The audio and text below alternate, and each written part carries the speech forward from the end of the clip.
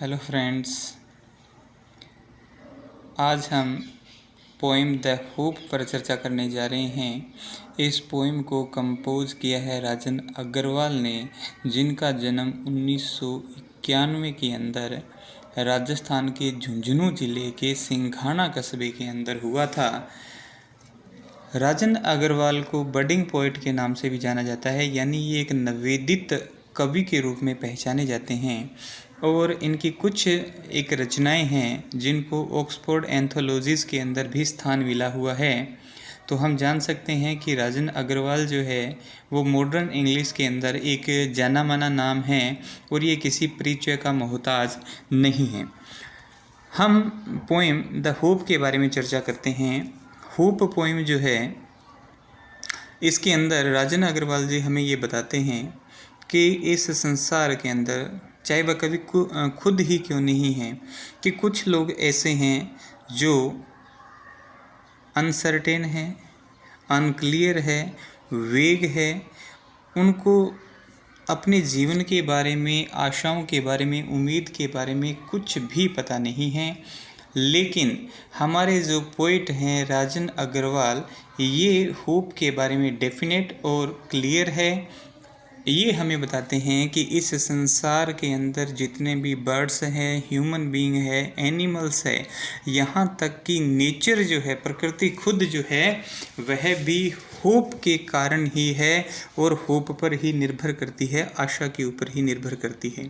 साथ ही साथ वो ये कहते हैं कि यहाँ इस संसार के अंदर लाइफ को सस्टेन करने का, जीवन को बनाए रखने का कार्य है, वह भी होप करती है। साथियों, अब हम होप कविता पर पंक्तिबद्ध रूप से प्रत्येक पंक्ति का अनुवाद करते हुए आगे बढ़ेंगे। सबसे पहले इस पोएम की प्रथम पंक्ति है, hope is given different names. Hope is given different names. Some call it expectation. Expectation का मतलब होता है आशा, उम्मीद। लेखक हमें कहते हैं कि होप को अनेक, डिफरेंट मतलब भिन्न भिन्न, या अनेक नाम दिए हुए हैं। और कुछ लोग ऐसे हैं जो इसे आशा के नाम से, उम्मीद के नाम से जानते हैं। Other terms it future relevance. Future relevance, relevance कहते हैं प्रासंगिकता को। फ्यूचर का मतलब होता है भावी, भविष्य की। और अन्य टर्म का मतलब है कहना, और अन्य लोग इसे भावी प्रासंगिकता कहते हैं। भावी प्रासंगिकता यानी भविष्य की प्रासंगिकता, भविष्य के स्वरूप में, समय के अनुरूप में देखना। Some others think it a major of benefaction. Benefaction कहते हैं उपकार को, चैरिटी को, चैरिटेबल वर्क्स, डीड्स जो होते हैं उनको। और कुछ लोग ऐसा सोचते हैं, थिंक मतलब सोचते हैं, कि होप जो है वो हमने जितने उपकार किए हैं, जितने हमने चैरिटेबल डीड्स किए हैं, उन सब का मापक है, या उन्हें मापने का एक तरीका है। अब हम इसका दूसरा स्टेंजा देखते हैं। सेकंड स्टेंजे के अंदर राजन अग्रवाल जी कहते हैं, to me hope is the creation of soul. Creation, creation कहते हैं सर्जन को, निर्माण को, नव निर्माण करना। राजन अग्रवाल ये बात कहते हैं कि मेरे लिए होप जो है वह आत्मा का सृजन है। आत्मा का सृजन। पिछली परीक्षाओं के अंदर, बोर्ड की परीक्षाओं के अंदर अनेक बार ये प्रश्न पूछा जा चुका है कि लेखक के लिए होप का मीन क्या है, या लेखक के लिए होप क्या है। तो इसका सही उत्तर है द क्रिएशन ऑफ सोल, आत्मा का सृजन है।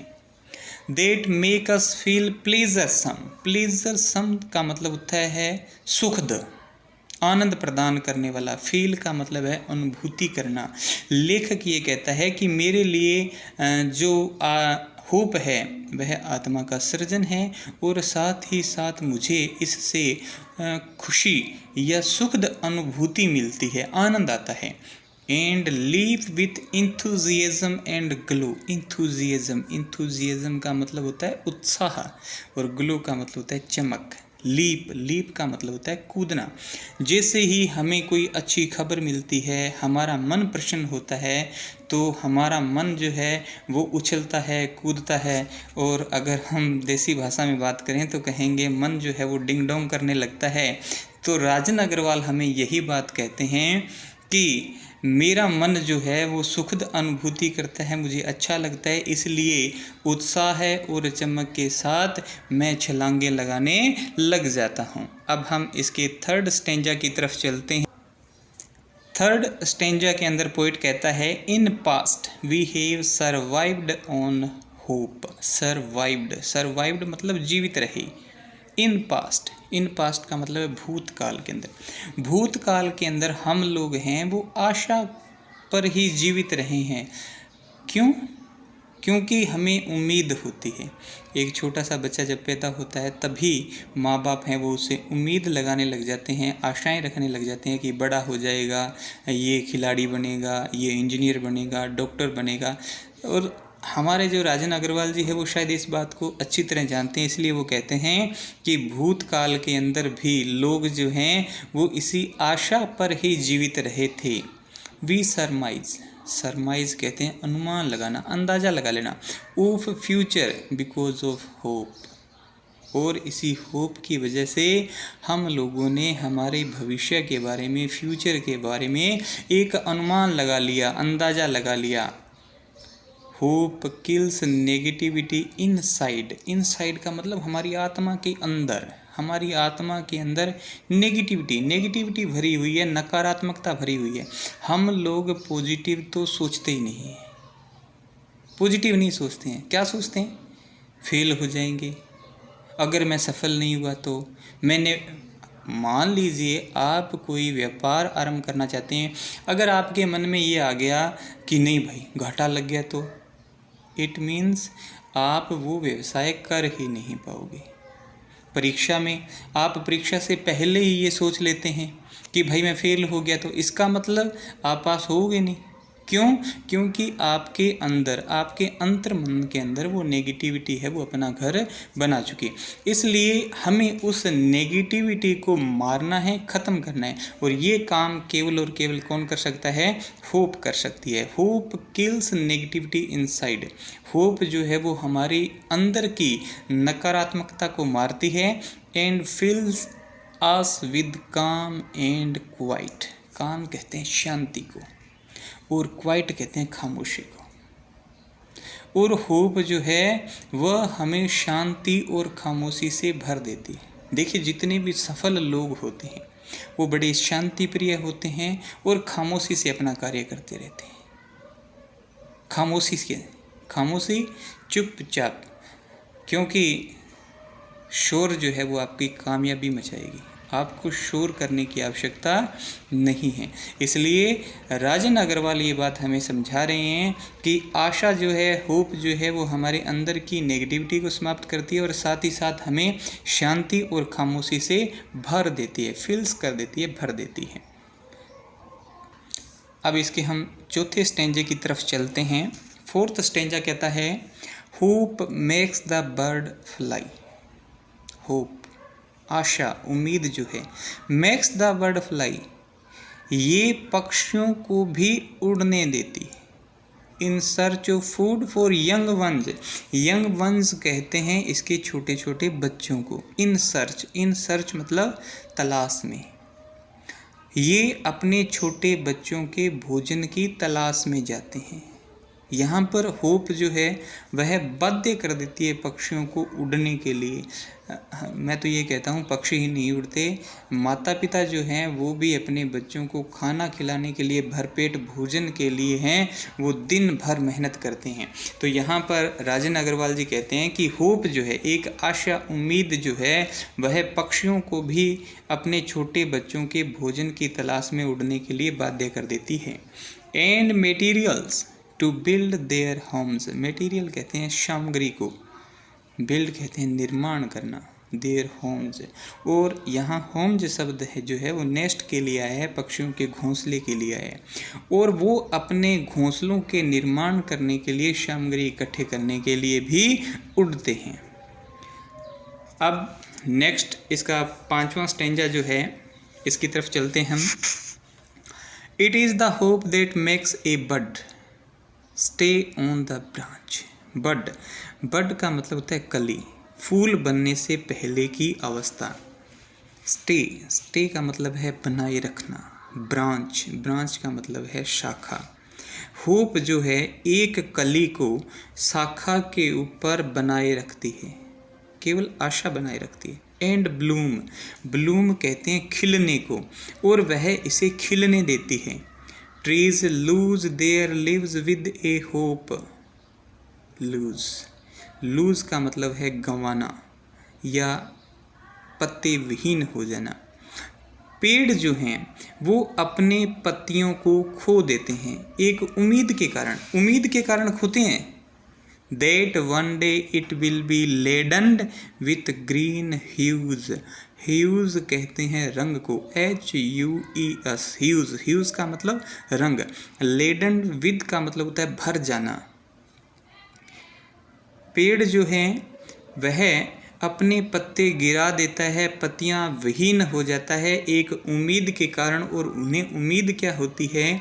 उन्हें उम्मीद होती है कि एक दिन वे भी हरे रंग से भर जाएंगे, यानी जब वसंत ऋतु आएगी तो उन पर नए पत्ते हैं वो खिल जाएंगे।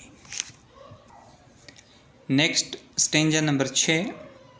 Hope enlightens the life's gloomy thoroughfares. Thoroughfares कहते हैं आम रास्तों को, ग्लूमी कहते हैं अंधकार पूर्ण को। लाइफ्स, लाइफ्स एपोस्ट्रोफी लग के एस लगा हुआ है, इसका मतलब है जीवन का, जीवन का।